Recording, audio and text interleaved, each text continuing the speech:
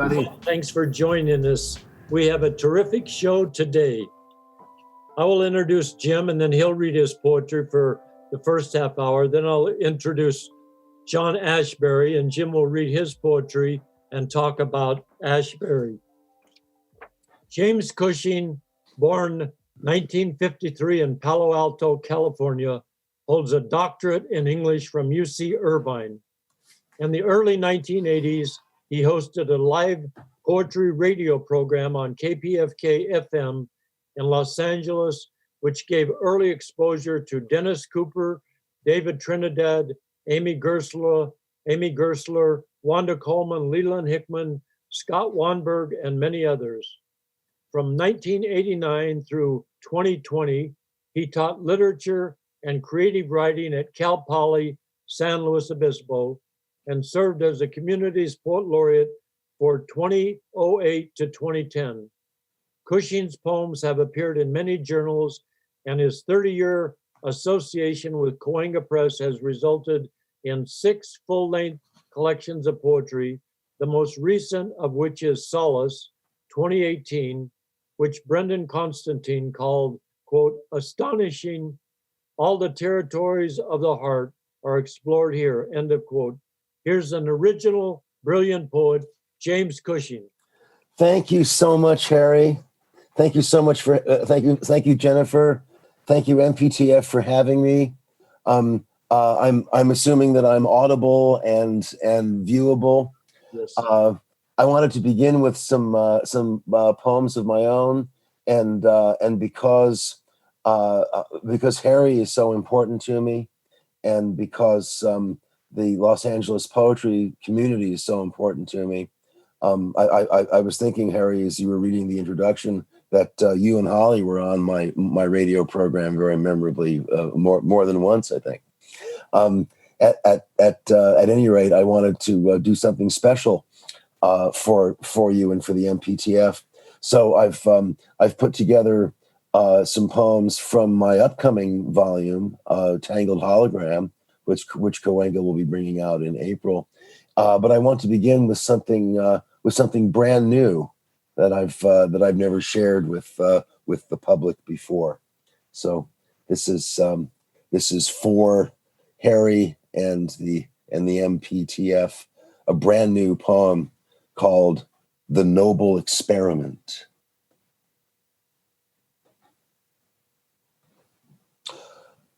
I puzzle at my own tangled hopes for glory, which strike me today as so many high-pitched buzzes, so many stars seen through dirty windows, far away from my small, cracked hometown.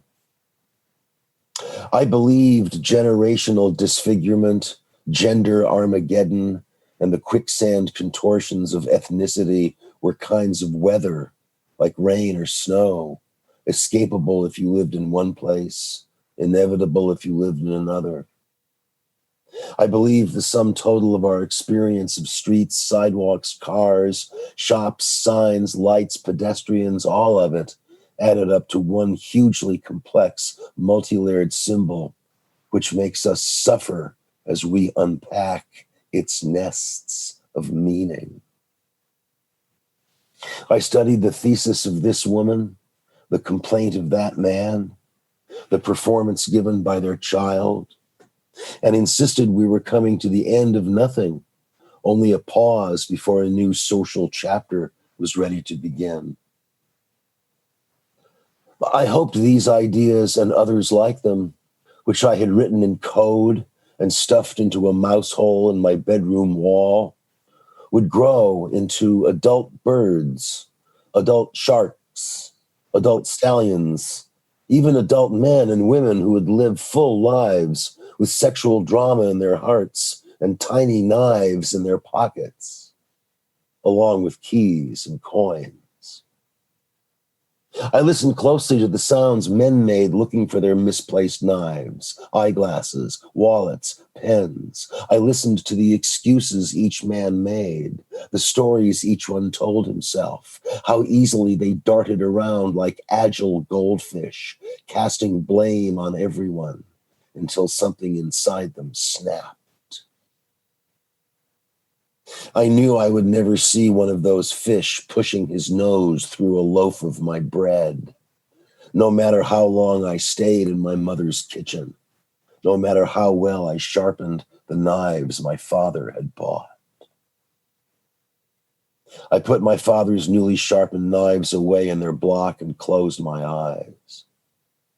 When I opened them, I was lying on the floor, found a badly wrapped present an inch from my nose, and heard hammering feet on the floor above me.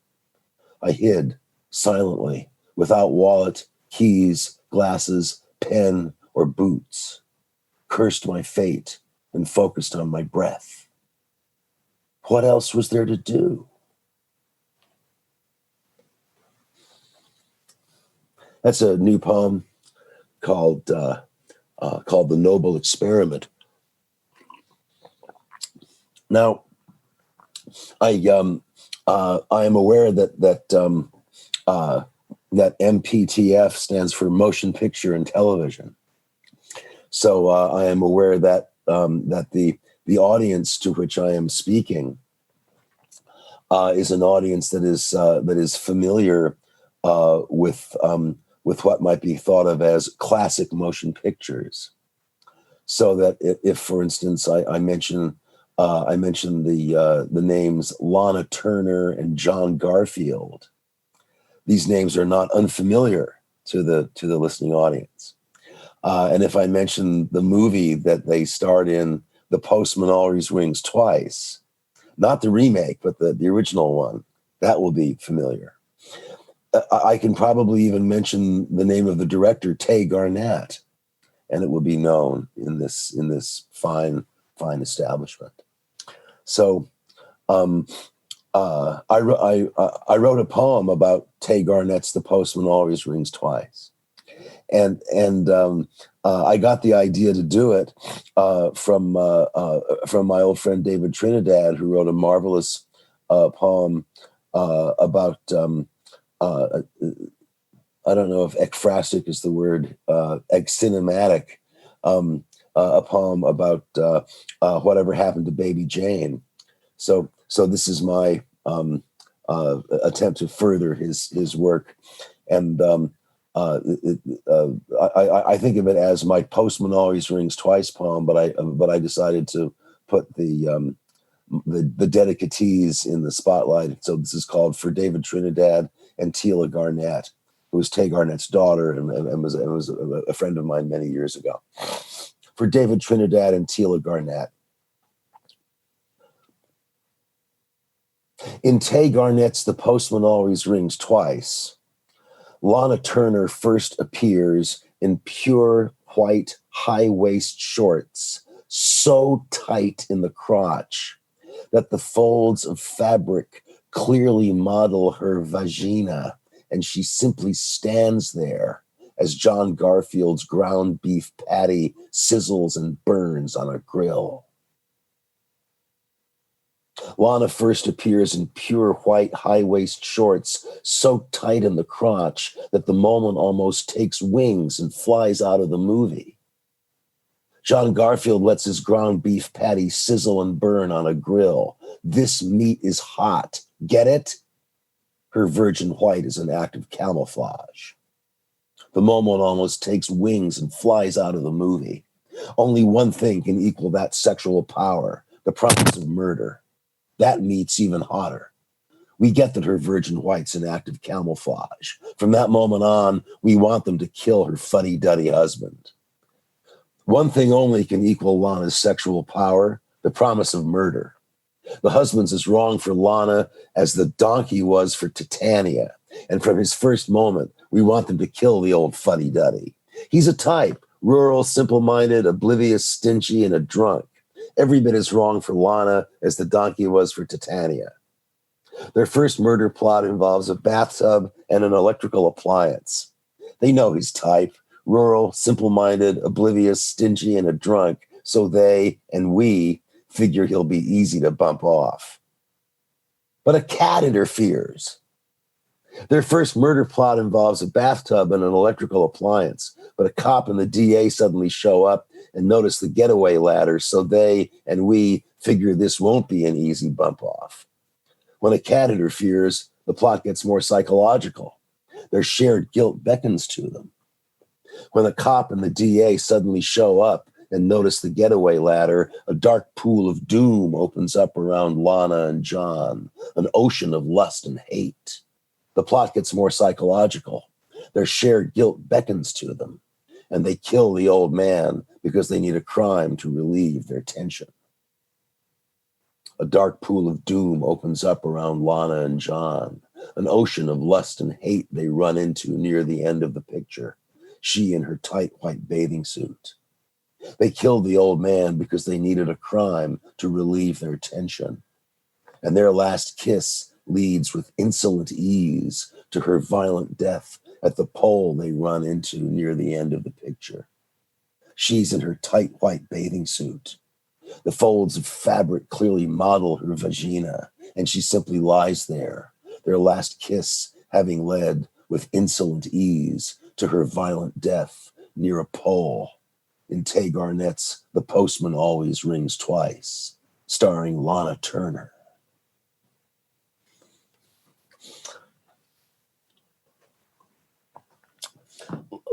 Like David Trinidad's poem, that one is in the pantoum form, which uses the deliberate repetition of lines. This next one is not a pantoum, although it uses a kind of repetition in what I hope is an engaging and recognizably human way. Having to do with breaking a story up into little component shards and making relationships between the shards so that the story will emerge somehow in the way that it emerges as one is undergoing it. And I in this poem a radio is playing. And the title of the poem is a reference to the song that's playing on the radio.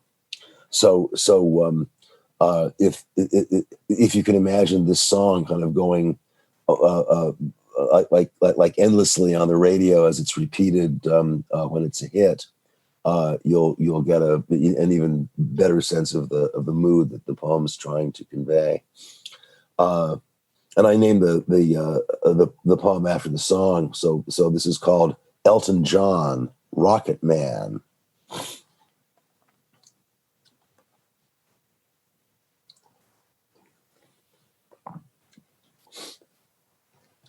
Plymouth, England, July 1972. Hitchhiking trip. Sitting on a double bed, BBC radio in the next room playing loud. I'm reading Rebecca by Daphne du Maurier. John asks, do you subscribe to Playboy? No. Did you ever? No. I've been hitchhiking through the west of England with my buddy John. We're low on money, but the radio in the next room's plenty loud. It's late July. We're both just 18 years. Friends back in our senior year, 1970-71. Both of us virgins then and now. Local women sense this and avoid us. I sit on the one big bed in our cheap B&B and read, last night I dreamed I went to Manderley again. Radio loud in the next room. We can't even float a conversation with a girl. John and I became pretty good friends last year. We flew to London a month ago and hitchhiked west in a grand tour of England, Wales, Scotland. We've come to Plymouth, a famous but dull seaport town. It took 2 rides from Bristol. In the pub, no girls would talk with us. Radio loud. Late July. Plymouth, England. Ahmed knows a cheap B&B, but our room has only one large bed. We can't even start a conversation with the cute daughter of the B&B owner, even though we're both from California, which, we were told, usually fascinates Brits. Late July. Vietnam grinding on and on with Nixon in the White House. We hitchhiked to Plymouth. It took 3 rides from Bristol, if you count that shitty one that ended after a few blocks. Weird couple driving. I have never actually seen a naked woman. I think a lot about what I've seen in Playboy. A chubby Pakistani named Ahmed picks us up on the motorway. Americans, are you? The woman glares before we say, just up here will be great, thanks. But Ahmed's friendly. I haven't spent time with John in over a year. No women will flirt with us. Is there something else they sense? That weird couple, hated us. Ahmed knows an affordable B&B near downtown Plymouth. His radio's on loud the whole ride. He tells us about a B&B he knows, and we walk there after he drops us off downtown. Californians are automatically romantic and fascinating to British people, or so we were assured in LA. We hitchhiked west to get here. 3 rides. This B&B is cheap, 1 room left. John and I did not actually speak or exchange any letters this past school year.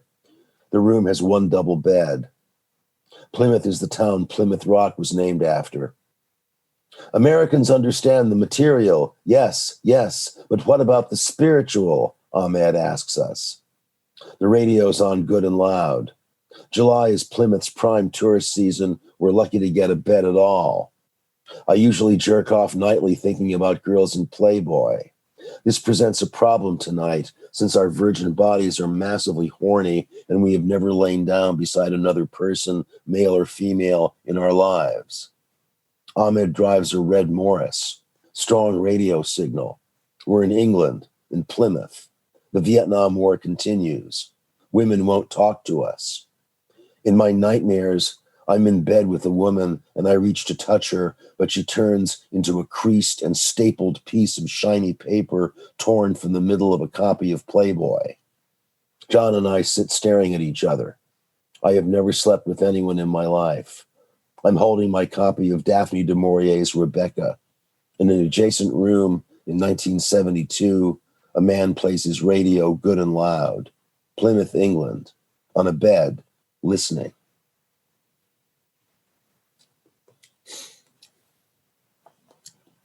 That's called Elton John, Rocket Man. And so, if any of those those musical phrases are going on in your head as you're hearing the poem, all to the good. So, I'll continue now with a with the poem that I also wanted to share. This, like the previous 2, are from my forthcoming Cahuenga Press collection, Tangled Hologram, which should be out in April. And I'm very, very happy with the poems in this book. This poem is called Dream of Women.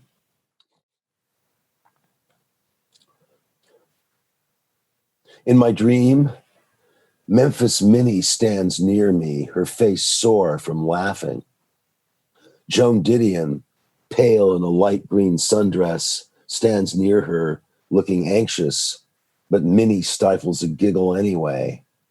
Now Betty Davis and Joan Crawford, wearing their whatever happened to Baby Jane makeup and costumes, enter through the kitchen door, arguing as they like to do, and a minute later, Marion Moore peers in through the same door, her mother standing a few inches behind her.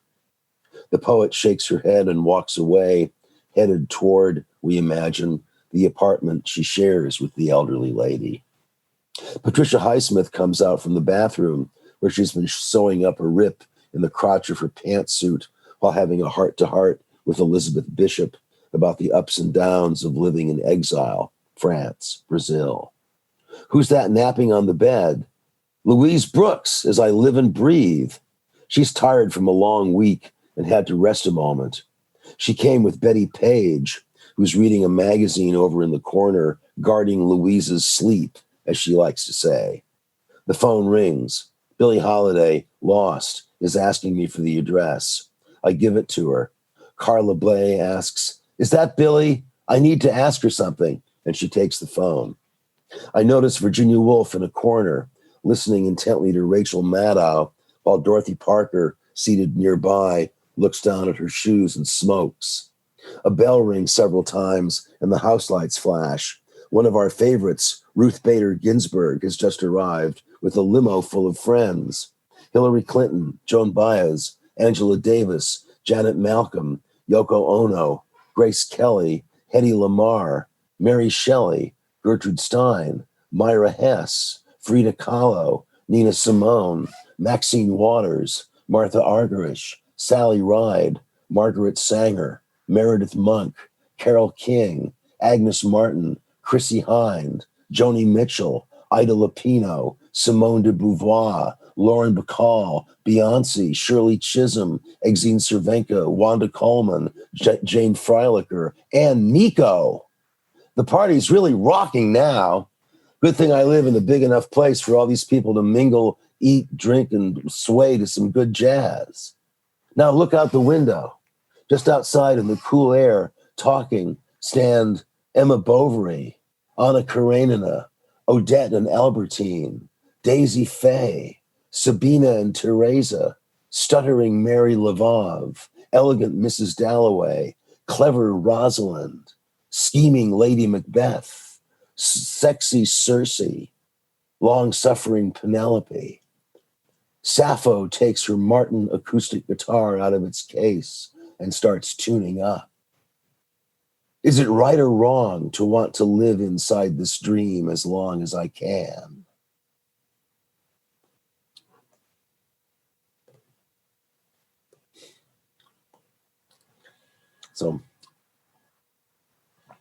So those are some poems of mine. That the first one is new and making its debut. The others are from the forthcoming book. And now, Harry, you wanted me to say something about John Ashbery and to introduce Ashbery's poems and to share some of that sensibility with the audience as well. And I am certainly prepared to do that. You know what I thought we would do? I'm sorry. Go ahead. I thought we'd just talk a few minutes about your poetry that you just read. Okay. You know what I see in your new poetry ever since you've been in LA. I don't know how long you've been here. Probably a year and a half, somewhere like that. Right. Uh-huh. There's just such a sense of new freedom that you have. And in these poetry right here, the poems you've read, I just feel, along with your reading, such a sense of comfort. You just seem to be so comfortable with these poems. I know some of them are, you touch upon your family, you touch on the last one, you touched upon a lot of, women in a very intimate way, movie actors, politicians, literary figures, characters in movies, and you brought them all together. And then earlier on your Postman, the Pantoon that you read, that was a excellent poem. Well, thank you. Also, your poetry is literary and sensuous and always very clear, and you have such a strong narrative, but it's also very much in the here and now, the way you put things together. They're going through you and what you're interested in, and that interests us too. And what I would like to do, if you don't mind, I would like to just read a little bit to introduce John Ashbery, and then you take it from there. Sure thing. Yeah, I got some entries from him from Wikipedia, and would that be all right with you? Oh, completely fine. Right. Let's do it that way. Great. Yeah. Okay. John Ashbery, whom Jim's going to read and discuss his work. John Lawrence Ashbery was born July 28, 1927, and he died on September 3rd, 2017. He was an American poet and art critic. Ashbery is considered the most influential American poet of his time. This is all a quote. Oxford University literary critic John Bailey wrote that Ashbery, quote, sounded in poetry the standard tones of the age. Langdon Hammer, chair of the English department at Yale, wrote in 2008, no figure loomed so large in American poetry over the last 50 years as John Ashbery, and no American poet has had a larger, more diverse vocabulary, not Whitman, not Pound. Stephanie Burt, a poet and Harvard professor of English, has compared Ashbery to T.S. Eliot, calling Ashbery the last figure whom half the English language poets alive thought a great model and the other half thought incomprehensible. Ashbery published more than 20 volumes of poetry and won nearly every major American award for poetry, including a Pulitzer in 1976 for his collection Self-Portrait in a Convex Mirror. Now, Jim, when that came out, I was a few years before that, I was studying with Robert Deutsch at Northridge, and he said something interesting. I don't know if you would agree with it, but he said Wallace Stevens, Beckett, and Ashbery are the deepest into the, quote, selfless I. And then to continue with the entry on Ashbery from Wikipedia, renowned for his postmodern complexity and opacity, his work still proves controversial. Ashbery said he wished his work to be accessible to as many people as possible, not a private dialogue with himself. At the same time, he once joked that some critics still view him as a, quote, a harebrained, homegrown surrealist whose poetry defies even the rules and logic of surrealism. Now, Jim, that's my brief intro. And let's just start by, before you go into Ashbery, did you study with Ashbery at Irvine? Yes, I did. I was John Ashbery came to teach at the UC Irvine creative writing program in the spring quarter of 1977, and I was a part of that class along with along with Ralph Angel, Sherrod Santos, and I believe Yusef Komanyaka was also in that class. So they will have, or Ralph Angel just passed last year, but so there are other people who have memories of these classes as well. His classes for me were models of what a writing workshop could be, because his main interest was in trying to figure out who each person was individually as a poet, and what made this young man unique to who he was, and what made this young woman unique to who she was, and all around down the line, and trying to find that and encourage that as much as possible. He didn't have much patience for attempts at imitating anybody else, but he was never harsh in his criticisms. He would always encourage rather than scold. And in conversations, I found him to be very wry, funny, gentle, just a delightful kind of a father figure, really, because he was around the same age as my father. I have nothing but good things to say about him. I tried to see him every time he gave readings in Southern California, and we always talked and always had a nice time together. And his poems have been very important to me since I first discovered him in 1976, which was his big year. Well, why don't you read some of his poems or talk about him? And I'd love to. Yeah, I'd love to. I'd love to.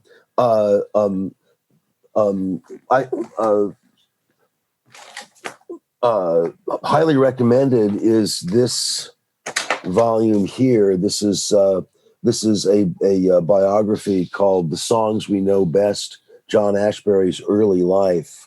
This is him as a young man in his father's cherry farm in the tiny upstate New York town of Sodus, where he grew up. Sodus, population 500 or something.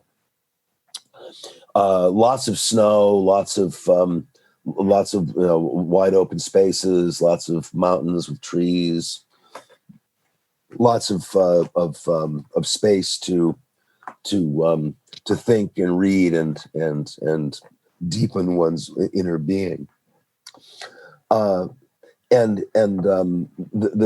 book takes him up to the time where he wrote the poems in his first book, which is called Some Trees, and which was given the Yale Younger Poets Award with an introduction by W.H. Auden. So from that book, I'm going to begin by reading the first poem that I ever heard John Ashbery read when he gave a reading the week that he started the class, and this is the first poem that he read from this book, from Some Trees. This is called The Instruction Manual. As I sit looking out of the window of the building, I wish I did not have to write the instruction manual on the uses of a new metal. I look down into the street and see people, each walking with an inner peace, and envy them. They are so far away from me. Not one of them has to worry about getting out this manual on schedule. And as my way is, I begin to dream, resting on my elbows on the desk and leaning out of the window a little, of dim Guadalajara, city of rose-colored flowers, city I wanted most to see and most did not see in Mexico. But I fancy I see, under the press of having to write the instruction manual, your public square city with its elaborate little bandstand. The band is playing Scheherazade by Rimsky-Korsakov. Around stand the flower girls, handing out rose and lemon-colored flowers, each attractive in her rose and blue striped dress. Oh, such shades of rose and blue. And nearby is the little white booth where women in green serve you green and yellow fruit. The couples are parading. Everyone is in a holiday mood. First, leading the parade is a dapper fellow clothed in deep blue. On his head sits a white hat, and he wears a mustache, which has been trimmed for the occasion. His dear one, his wife, is young and pretty. Her shawl is rose, pink, and white. Her slippers are patent leather in the American fashion, and she carries a fan, for she is modest and does not want the crowd to see her face too often. But everyone is so busy with his wife or loved one, I doubt they would notice the mustachioed man's wife. Here come the boys. They are skipping and throwing little things on the sidewalk, which is made of gray tile. One of them, a little older, has a toothpick in his teeth. He is silenter than the rest and affects not to notice the pretty young girls in white. But his friends notice them and shout their jeers at the laughing girls. Yet soon all this will cease with the deepening of their years, and love bring each to the parade grounds for another reason. But I have lost sight of the young fellow with the toothpick. Wait, there he is, on the other side of the bandstand, secluded from his friends, in earnest talk with a young girl of 14 or 15. I try to hear what they're saying, but it seems they're just mumbling something. Shy words of love, probably. She is slightly taller than he and looks quietly down into his sincere eyes. She is wearing white. The breeze ruffles her long, fine black hair against her olive cheek. Obviously, she is in love. The boy, the young boy with the toothpick, he is in love too. His eyes show it. Turning from this couple, I see there is an intermission in the concert. The paraders are resting and sipping drinks through straws. The drinks are dispensed from a large glass crock by a lady in dark blue. And the musicians mingle among them, in their creamy white uniforms and talk about the weather, perhaps, or how their kids are doing at school. Let us take this opportunity to tiptoe into one of the side streets. Here you may see one of those white houses with green trim that are so popular here. Look, I told you. It is cool and dim inside, but the patio is sunny. An old woman in gray sits there, fanning herself with a palm leaf fan. She welcomes us to her patio and offers us a cooling drink. My son is in Mexico City, she says. He would welcome you too if he were here, but his job is with a bank there. Look, here is a photograph of him. And a dark-skinned lad with pearly teeth grins out at us from a worn leather frame. We thank her for her hospitality, for it is getting late, and we must catch a view of the city before we leave from a good high place. That church tower will do, the faded pink one there against the fierce blue of the sky. Slowly we enter. The caretaker, an old man dressed in brown and gray, asks us how long we have been in the city and how we like it here. His daughter is scrubbing the steps. She nods to us as we pass into the tower. Soon we have reached the top, and the whole network of the city extends before us. There is the rich quarter, with its houses of pink and white, and its crumbling leafy terraces. There is the poorer quarter, its homes of deep blue. There is the market, where men are selling hats and swatting flies. And there is the public library, painted several shades of pale green and beige. Look, there is the square we just came from, with the promenaders. There are fewer of them now that the heat of the day has increased, but the young boy and girl still lurk in the shadows of the bandstand. And there is the house of the little old lady. She's still sitting in the patio, fanning herself. How limited, but how complete withal, has been our experience of Guadalajara. We have seen young love, married love, and the love of an aged mother for her son. We have heard the music, tasted the drinks, and looked at colored houses. What more is there to do except stay? And that we cannot do. And as a last breeze freshens the top of the weathered old tower, I turn my gaze back to the instruction manual, which has made me dream of Guadalajara.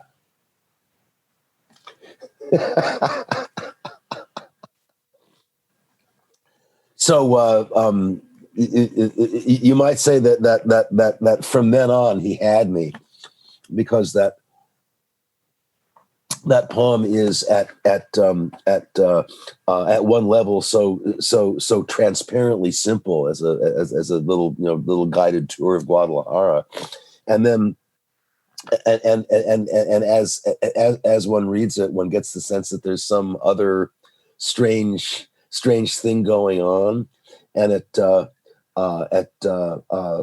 some point you look back at the title and the fact that it's a complete escape from what it's supposed to be into something else. And at one point in my study of this, it became a metaphor for what poetry does, which is that it takes you to a place that you would never have gone to if you were staying within the boundaries of whatever.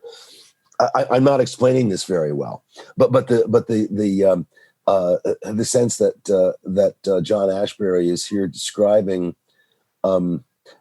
yes, at one level he's expressing himself, but at another level he's kind of giving a diagram of the way the human mind works.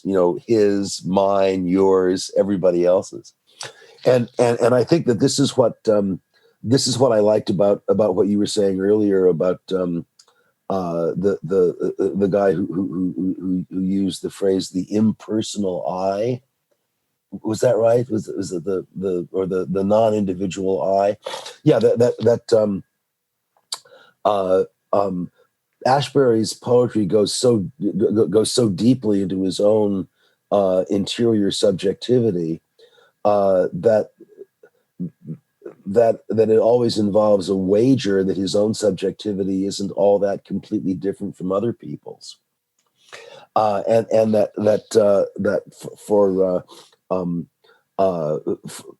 for him to write about the interior is also to write about many other interiors at once. Now, part of this has to do with his early study and love of Gertrude Stein, whose idea of stream of consciousness and of Stein even wrote a book called Everybody's Autobiography, and one of John Ashbery's most famous poems has been written about as an example of a kind of generalized autobiography in which the word we refers to both the author and the reader and the whole community in which we find ourselves in existence. This is actually one of John Ashbery's most famous poems from his 1966 collection, The Double Dream of Spring. Let me also add the Double Dream of Spring is which is the name of the book, not the poem. The Double Dream of Spring is a title that is borrowed from a painting by Giorgio de Chirico, and to speak of Ashbery's poetry in connection with painting is, I think, to give it one of its more helpful contexts. The instruction manual, for instance, is essentially a litany of colors. All of the characters have a key color, and so it becomes this verbal painting. And the notion of moving through or around a poem as one would move through or around a painting by Jasper Johns or William de Kooning, I think is also very helpful as well. Anyway, this is one of John Ashbery's greatest hits, so to speak, a poem called "Soonest Mended," and the title is actually a part of an old aphorism that I didn't know about before I read the poem, which is "Least said, soonest mended." A kind of warning to watch what it is that you say. Barely tolerated, living on the margin in our technological society, we were always having to be rescued on the brink of destruction, like heroines in Orlando Furioso, before it was time to start all over again. There would be thunder in the bushes, a rustling of coils, and Angelica in the Ingres painting was considering the colorful but small monster near her toe, as though wondering whether forgetting the whole thing might not, in the end, be the only solution. And then there always came a time when Happy Hooligan in his rusted green automobile came plowing down the course just to make sure everything was okay. Only by that time we were in another chapter and confused about how to receive this latest piece of information. Was it information? Weren't we rather acting this out for someone else's benefit? Thoughts in a mind with room enough and to spare for our little problems, so they began to seem, our daily quandary about food and the rent and bills to be paid. To reduce all this to a small variant, to step free at last, minuscule on the gigantic plateau. This was our ambition, to be small and clear and free. Alas, the summer's energy wanes quickly, a moment and it is gone. And no longer may we make the necessary arrangements, simple as they are. Our star was brighter, perhaps, when it had water in it. Now there is no question even of that, but only of holding on to the hard earth so as not to get thrown off with an occasional dream, a vision. A robin flies across the upper corner of the window. You brush your hair away and cannot quite see. Or a wound will flash against the sweet faces of the others. Something like, "This is what you wanted to hear. So why did you think of listening to something else?" We are all talkers, it is true, but underneath the talk lies the moving and not wanting to be moved, the loose meaning, untidy and simple, like a threshing floor. These, then, were some hazards of the course.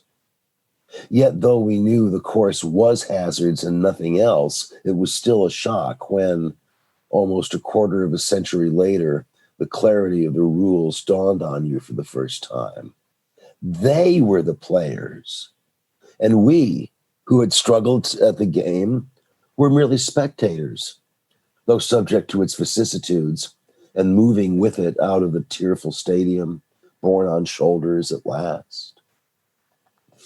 Night after night, this message returns, repeated in the flickering bulbs of the sky, raised past us, taken away from us, yet ours over and over until the end that is past truth, the being of our sentences in the climate that fostered them.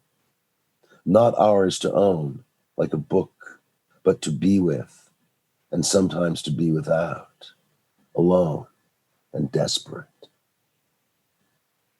But the fantasy makes it ours, a kind of fence-sitting raised to the level of an aesthetic ideal. These were moments, years, solid with reality, faces, nameable events, kisses, heroic acts, but like the friendly beginning of a geometrical progression, not too reassuring, as though meaning could be cast aside someday when it had been outgrown. Better, you said, to stay cowering like this in the early lessons, since the promise of learning is a delusion. And I agreed, adding that tomorrow would alter the sense of what had already been learned, that the learning process is extended in this way so that from this standpoint, none of us ever graduates from college. For time is an emulsion. And probably thinking not to grow up is the brightest kind of maturity for us, right now at any rate. And you see, both of us were right, though nothing has somehow come to nothing. The avatars of our conforming to the rules and living around the home have made, well, in a sense, good citizens of us, brushing the teeth and all that, and learning to accept the charity of the hard moments as they are doled out. For this is action, this not being sure, this careless preparing, sowing the seeds crooked in the farrow, making ready to forget, and always coming back to the mooring of starting out, that day so long ago. That's called Soonest Mended. And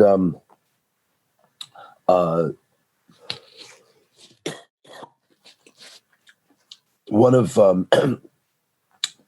Ashbery's selected volumes is called "The Mooring of Starting Out," taken from this beautiful last line. And I think part of the beauty of these lines is the paradoxes that they contain.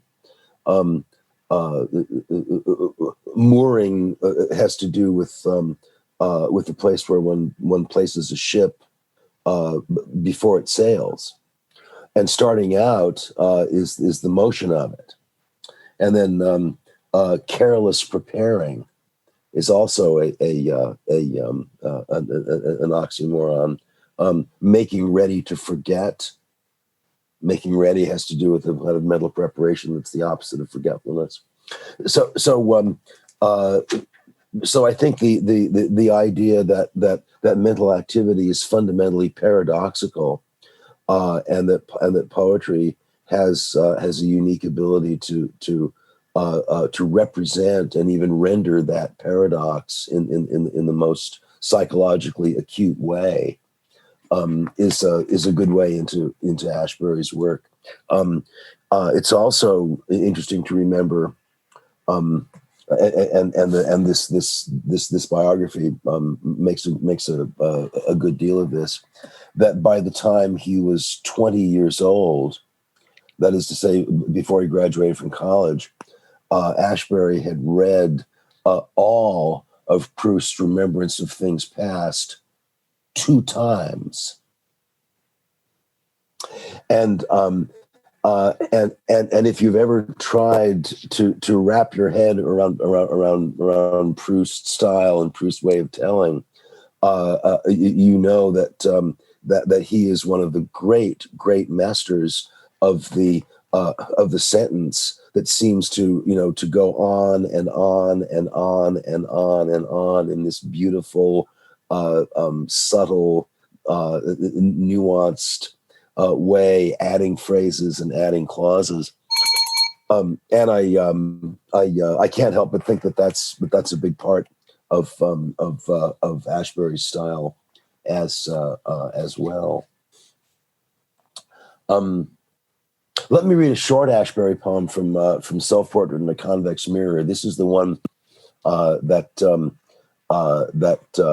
established him as one of the more important American poets of the 20th century. This is, I believe, this is still the only book that won the National Book Award and the Pulitzer Prize and the National Book Critics Circle Award. All 3 awards for the same same book.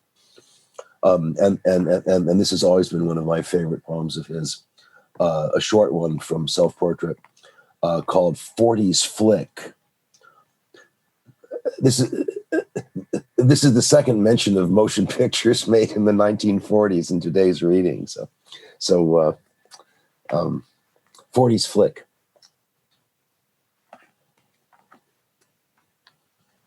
The shadow of the Venetian blind on the painted wall. Shadows of the snake plant and cacti. The plaster animals. Focus the tragic melancholy of the bright stare into nowhere. A hole like the black holes in space. In bra and panties, she sidles to the window. Zip up with the blind.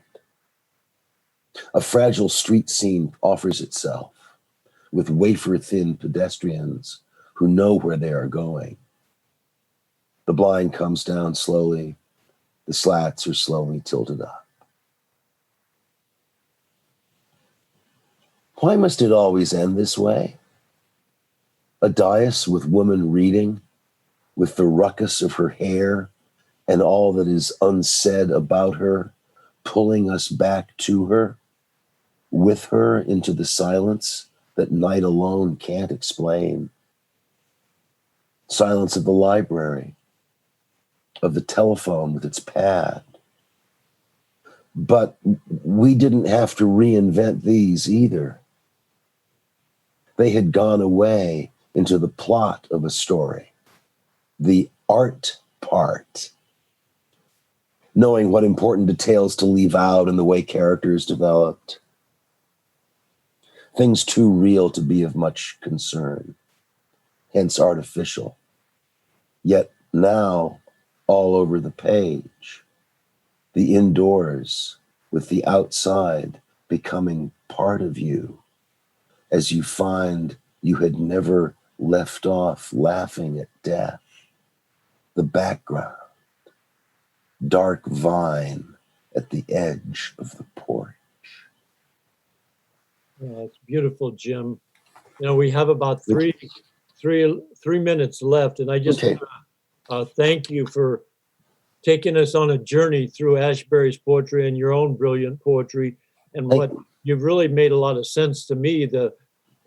These poems that you read, they seem to have such a clear narrative, and Mhm. it seems that he's written them with such ease. I don't know how he works, and some of them, they start at the beginning, they go out, and then they return, to his home. And there's also, I don't know, it's just, as you mentioned, paradoxical, but there also seems to be so much clarity, Mhm. more understandable than I've understood Ashbery before, because usually, I will look at one of his later poems, and he brings in all these different disparate, quotes, and it could be overheard conversations. It could Right. be memories of movies. It could be, you mentioned paradoxical. It also could be parody, and some heard. Right. So you really, explained this a lot in a very easy way. I see Thank why you. you're such a brilliant teacher, as well as a Thank you. poet. But Thank you. what else would you like to say? We have a couple minutes left. What else would you like to say about either your poetry or Ashbery's? Wow. Ashbery continued writing for so many years and went through so many different, developmental phases in his life that that he became inexhaustible in the way that Walt Whitman is inexhaustible. That is, I find myself returning to him in the same spirit with which I returned to Walt Whitman. Both of them have this sense of a voice that's very great within us. Although, of course, with the difference that that Ashbery spent 10 years living in France, and was actually a very brilliant translator of French poetry. His version of Rimbaud's Illuminations, for instance, is probably the best version of it that I know of. Both as a translator, as a poet, as an art critic, by all means, if you can check out any of Ashbery's art criticism, he wrote a wonderful essay about the Winchester Mystery House in San Jose. If anybody, if any of you know about the Winchester Mystery House, which he saw as an authentic, native, naive American work of art, by a gifted architect who didn't know that she was one. How's that for a paradox? Harry, thank you for inviting me to spend this wonderful hour with you and everyone at the MPTF. Well, it's even beyond MPTF too, but I could go on listening to you forever. But thank you. Our director, Jennifer Clymer, just came on the screen. Would you like to say anything before we end the show, Jennifer?